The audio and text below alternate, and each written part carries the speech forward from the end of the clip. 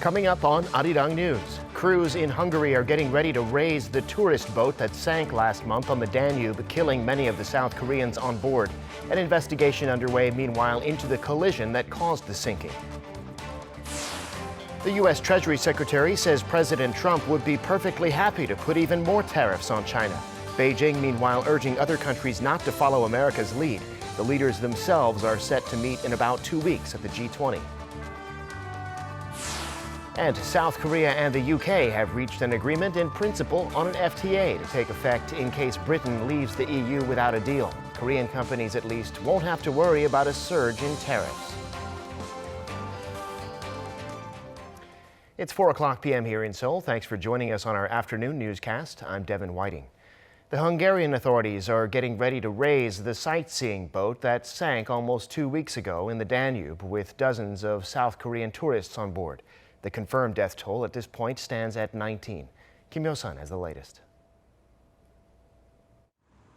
Major preparations are underway to lift the sunken Habliani tour boat off the bed of the Danube. As of 8 p.m. local time on Sunday, 3 of 4 main wire harnesses had been connected to the boat.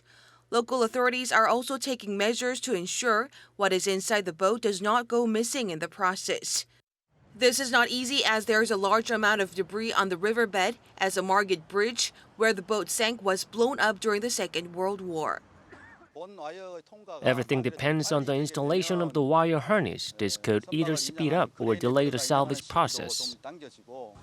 However, the rescue team expects the boat to be raised sooner rather than later. Our goal is to salvage the boat as early as Monday afternoon. Meanwhile, the Viking Sigyn cruise ship involved in the crash is expected to arrive back in Budapest on Tuesday, about 2 weeks after the deadly collision. According to images obtained by South Korean news broadcaster YTN, traces of the accident had been scrubbed from the cruise ship. There had been scrapes and scratches on the bow of the ship immediately after the accident, but those traces have been erased. The Ukrainian captain of the cruise ship has also reportedly deleted the call and message history from his mobile phone. Amid demands for the Viking Sigyn to be seized, there are also increasing calls to carry out additional on-site investigation on the cruise ship as soon as possible. Kim Yo-sun, Arirang News. A South Korean woman is missing after she reportedly went overboard from a cruise ship last weekend in the Mediterranean. A spokesperson for the Norwegian cruise line confirmed on Saturday that the woman, 63 years old, has not yet been found despite a search and rescue operation that was triggered immediately upon news of her disappearance. According to ABC News, the woman was traveling with her husband. They say she left her cabin at about 1 a.m. to get some fresh air, but never came back. It happened when the ship was en route from Cannes, France to Palma de Mallorca, Spain. South Korean President Moon Jae-in is on a diplomatic tour of 3 countries in Northern Europe. His first stop is Finland, where he'll be asking for cooperation on innovative growth. Our presidential office correspondent Shin Se-min files this report from Helsinki. President Moon Jae-in's Northern European tour begins in Helsinki, the capital of Finland, where he's set to call for deepening the two sides' partnerships on peace as well as innovative and inclusive growth. Becoming just the second South Korean leader to be bestowed a state visit to Finland, President Moon officially begins his trip with a summit with his Finnish counterpart, Sauli Niinisto. Officials say the two will discuss ways to revitalize their respective economies by supporting exchanges between startups. With Finland known for its advanced startup ecosystems, the two countries will also sign a memorandum of understanding aimed at expanding personal exchanges and investment support for small and mid-sized firms. It will be an opportunity to provide a basis for cooperation on next-generation communications like 5G, 6G, and artificial intelligence, as well as the Fourth Industrial Revolution. President Moon will also meet Finland's Prime Minister and other senior Finnish officials during his stay. The leaders may even discuss ways to support President Moon's peace drive on the Korean peninsula. With President Niinisto dangling the idea of hosting a potential third North Korea-U.S. summit in Finland, the South Korean leader looks set to call for Helsinki to fully back his denuclearization drive at the earliest date possible. By holding the Korea-Finland summit at the birthplace of the Helsinki Accords, a diplomatic agreement aimed at reducing tensions among global leaders, President Moon is hopeful that he can win support for his peace drive and perhaps come up with ways to bring the major parties of the denuclearization negotiations back to the table for talks. Shin Se-min, Arirang News, Helsinki. A body presumed to be of an American or French soldier who fought in the Korean War has been found at the demilitarized zone during work to excavate the area and remove landmines. Announcing the find on Sunday, Seoul's defense ministry said it's the first time during this particular project that they've found remains believed to be of a UN soldier. It was found at Arrowhead Ridge, the site of one of the fiercest battles of the Korean War. An estimated 100 UN troops were killed there, and 20 or more are believed to still be buried there. South Korea's defense chief will visit the site on Tuesday with the U.S. and French ambassadors to South Korea, as well as officials from UN Command. An event was held today in Seoul to promote friendship between South Korea and China, not just politically, but culturally, too. It was organized by the local government of China's Guangdong province and brought together cultural and business figures from both sides. Our Oh Soo-young was there. Busting moves together, Korean and Chinese street dancers are telling a story of friendship. On Monday, globally renowned South Korean breakdancers Jinjo crew performed with Chinese street dancing teams at an exchange event in Western Seoul, promoting closer ties between Korea and China. We were honored to be invited today by the Chinese government. We may not speak the same language, but we were able to make friends and collaborate through the language of dance.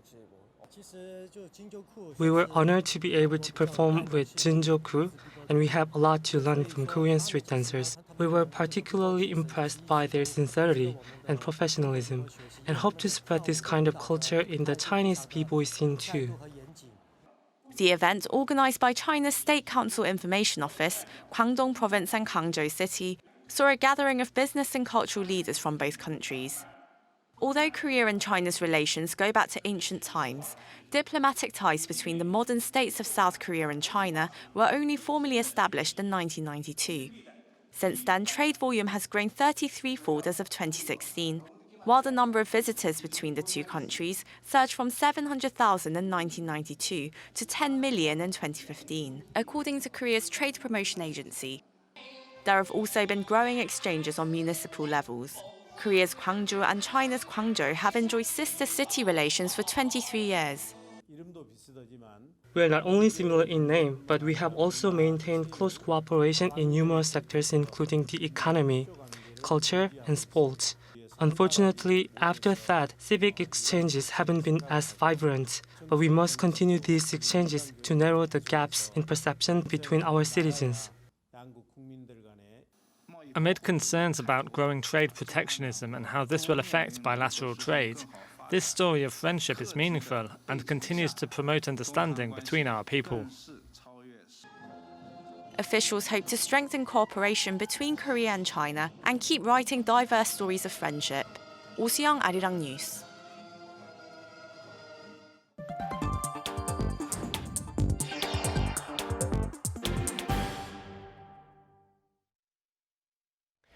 The South Korean government has called for the swift normalization of the National Assembly to get work done on an extra budget bill. In a meeting this morning, ruling party lawmakers, the Blue House, and government officials raised concerns that the $5.7 billion supplementary budget bill has been sitting idle for almost 2 months due to the parliamentary standstill.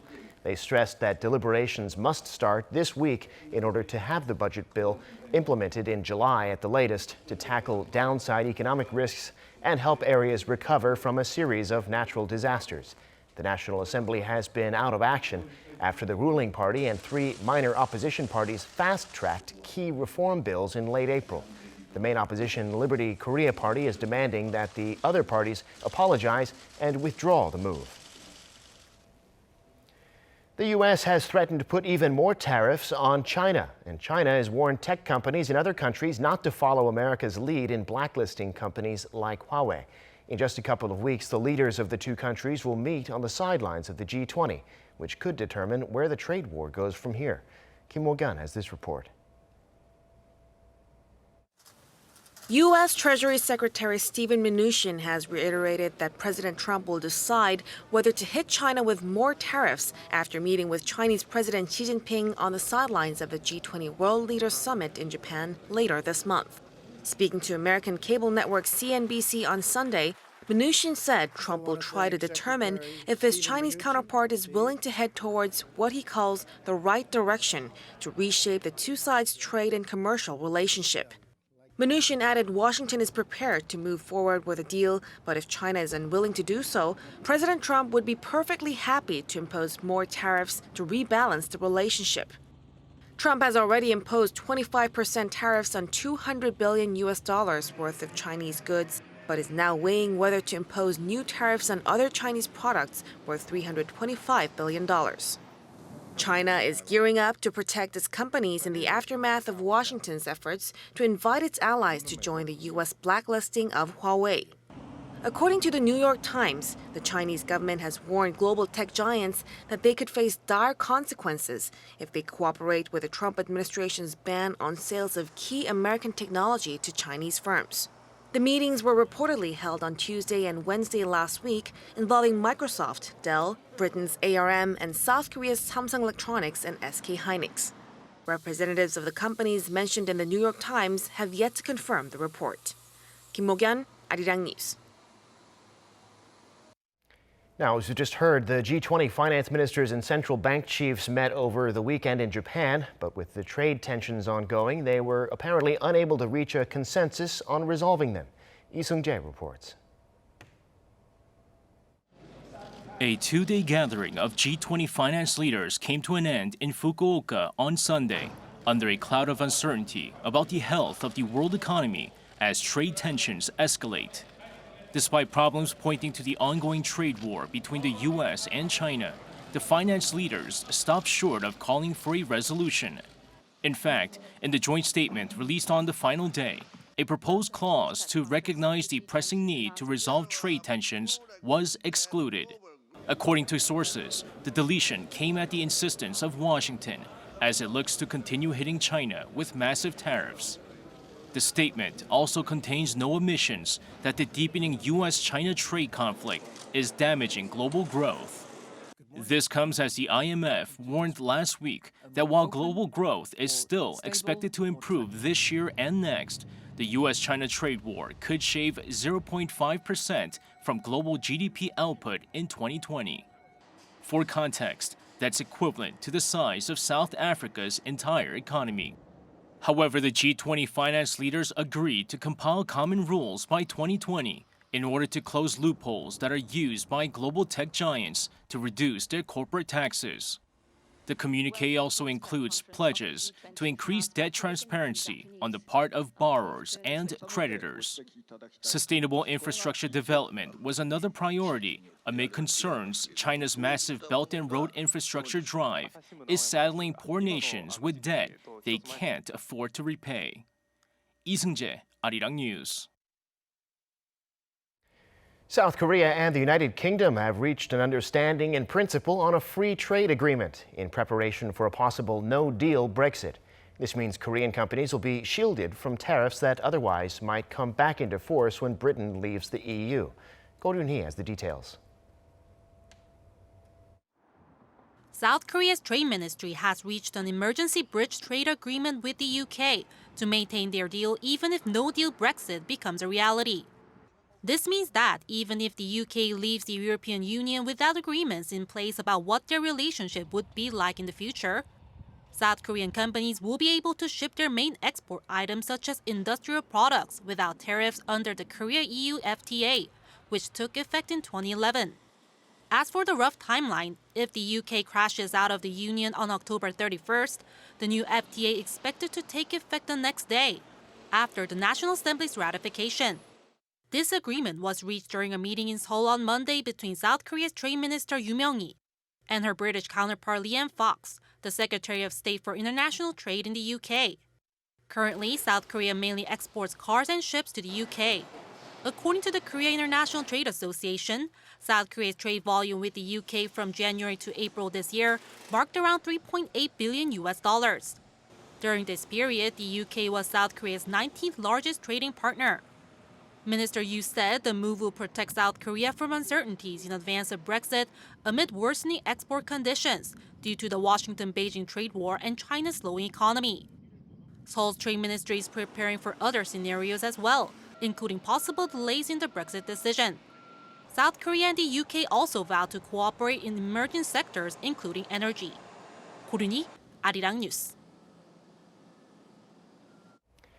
It's time now for an in-depth look at the global markets this afternoon, and for that I'm joined on the line by Dr. Yang Jun-seok, Professor of Economics at the Catholic University of Korea. Dr. Yang, thanks for coming on.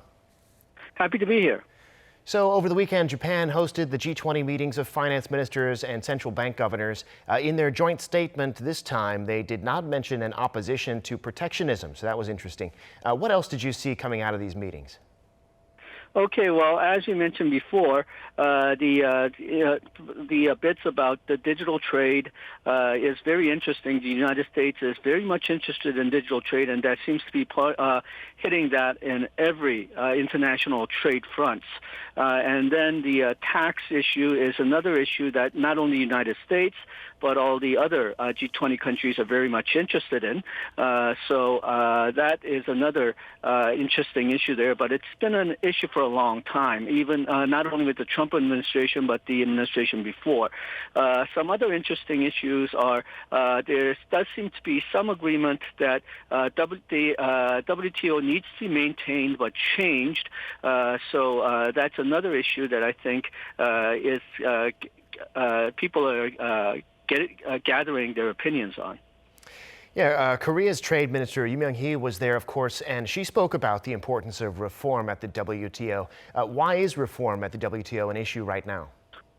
Okay, well, WTO was actually originally created to avoid protectionist trade wars. The WTO and the forerunner, the GATT agreement, which started in 1947, was basically designed to have a basic rule for international trade order so that we won't get into these type of protectionist trade wars that we saw before World War II. Now, almost all the countries have ignored the WTO during the trade war that we've seen with the Trump administration, not only the U.S.-China trade war, but also the steel and aluminum tariffs and the possible automobile tariffs that we may have. And then just this last week, President Trump used tariffs to try to get at illegal immigrants from Mexico. Now WTO allows exceptions for national security and public order, but usually that was implied to be military and defense-related issues. President Trump has expanded this to a great degree, including not only the military issues, but also industry and economic issues. So we need to get a new idea on how what the national security is defined as.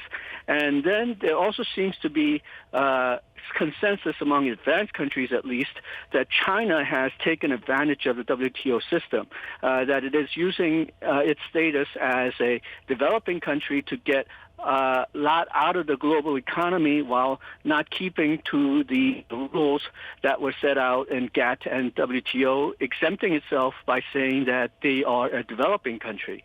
So there's, I think, a lot of consensus among advanced countries that the definition of the developing country, as well as the definition of what national security is, needs to be re-examined, and the WTO structure itself may need to be reinforced so that in the future you cannot use tariffs for any old political issue. Yeah, it's an interesting issue to be sure. According to the New York Times, speaking of China trade, the Chinese government has warned Korean companies like Samsung Electronics and SK Hynix not to go along with the U.S. in its efforts to pressure China. This is something we all kind of saw coming. But if true, do you think this warning is going to result in action on China's part? I think it'll result in some kind of an action. I don't think it'll be a very wide action. It'll be targeted to a few firms. And the reason I believe that is because China has been very careful to make sure that it goes for tit for tat. It matches the United States, but not necessarily go beyond what United States goes into.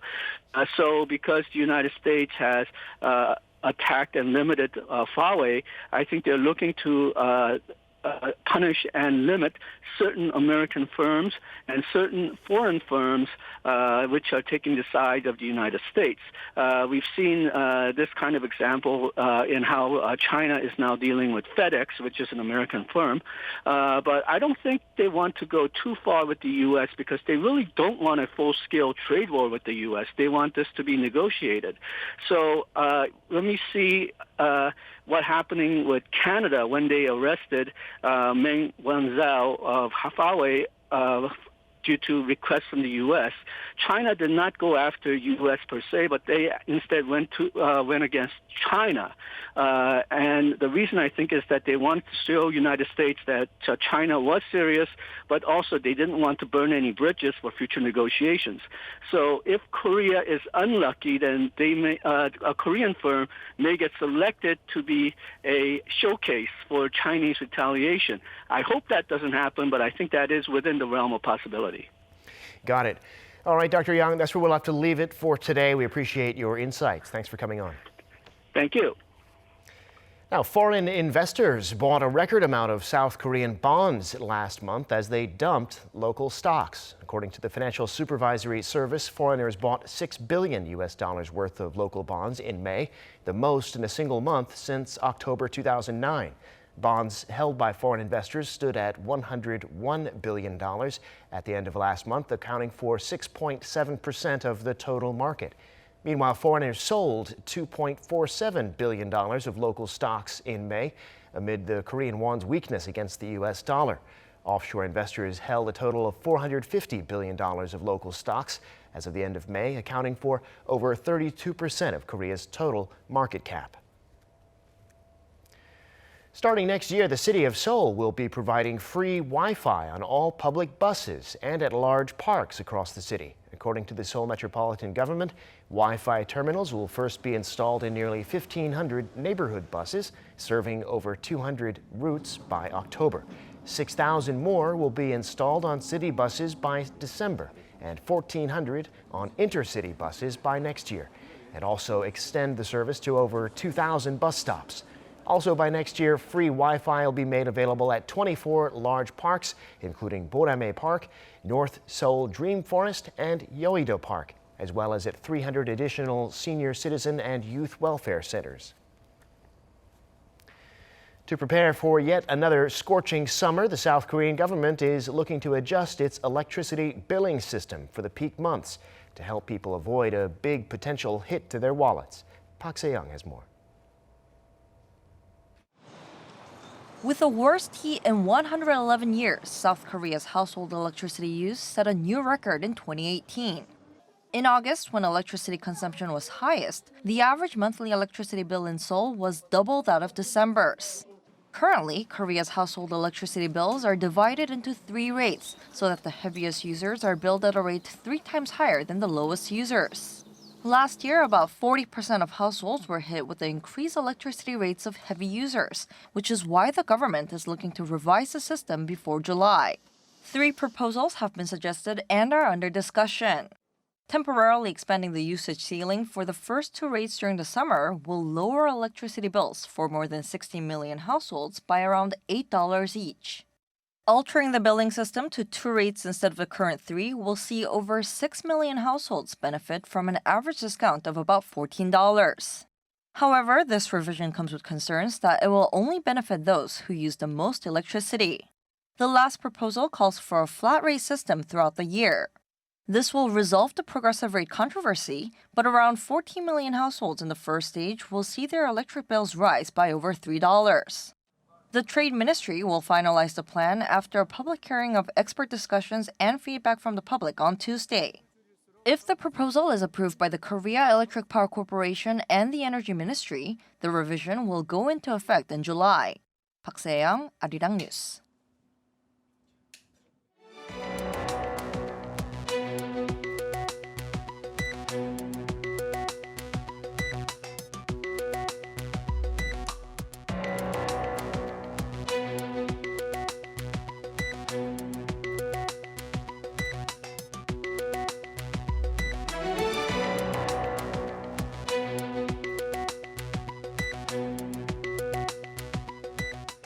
And that brings us to the end of this newscast. Thanks for being with us.